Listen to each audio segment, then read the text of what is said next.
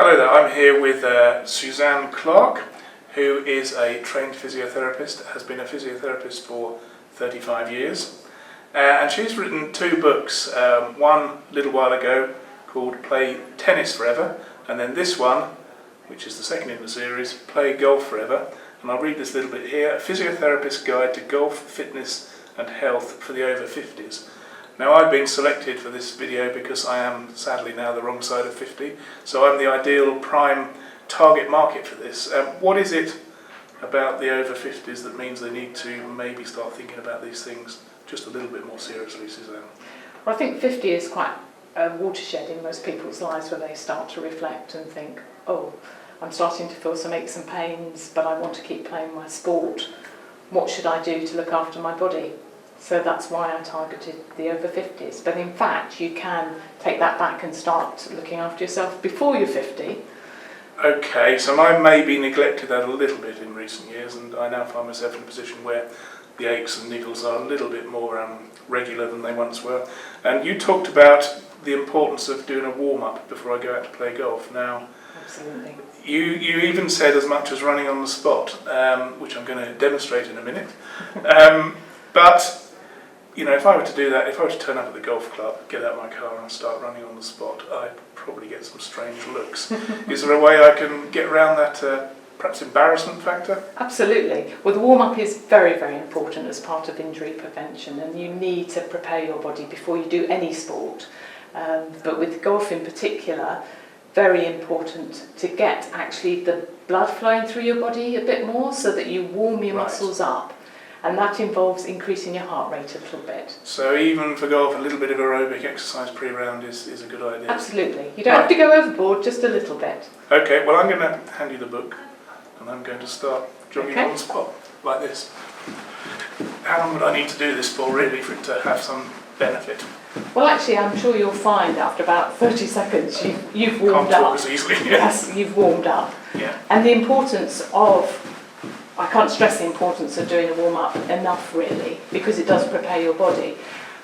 The interesting thing is, you can do it up to about 30 minutes before you play golf, so you could do it at home if you're worried about what your fellow golfers. Could do this in the comfort of my living room before venturing up to the golf club. Absolutely. And there was another one with the shoulders, wasn't it, I think you suggested?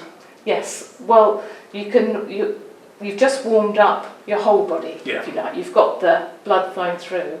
With your shoulders, I would suggest you make helicopter I suggest you stand well clear for this, Suzanne, while I... Okay, so something like that? Yes. God, I can really feel that in my shoulders. Yeah, well, take it gently. You don't have to... I've gone in too fast, have I? Well, yeah, start gently and just gradually increase the speed. If you have any pre-existing medical issues with any of these exercises, then it's important to check with your doctor or appropriate healthcare professional that it's okay for you to do, or what would be a better warm-up for you. Okay. That's fine, I'm sure you can feel a bit warm. So I've done that for a minute or so maybe? Yes, you need to warm up the joints in your legs and your muscles in your legs. This is a lunge, isn't it? A lunge would be a good dynamic Okay, so we're talking something like that, which is balanced straight away. Yeah. So it's getting it down there. Yes, so you feel across the front of your leg and your hips, because often we get quite tight in our hips. Oh, you can feel it on that one much more. Yes, and obviously it's warming up your balance as well, which is very important. Should you bounce up and down on that, or is that not a good idea? Not really to bounce, just a slow, nice stretch. Okay. And then with the other leg, that's good.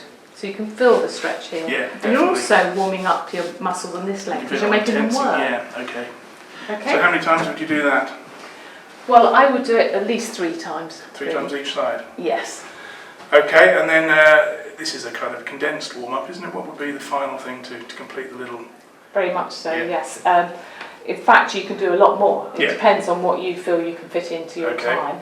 But once you're at the club, it definitely is a good idea to take your joints through the whole range of movement that they're going to have to do in order to produce your swing. Yeah. So therefore, that's when, as long as you're warmed up, you can then take your clubs through the swing arc that you're going to be achieving without any effort. This is not a strength exercise, this is just taking your joints through the range of movement and preparing your muscles. Okay, so start with some general exercises, then bring in the golf clubs. Yes. Just before you go out to play. Yeah. There we are, so I'm sure you all already do that warm-up yourselves. If you're like me, maybe you've neglected it a bit for a few years, but I've reached the point where I'm ready to try something different, just so I don't feel quite so achy and not as young as I used to be when I play golf these days.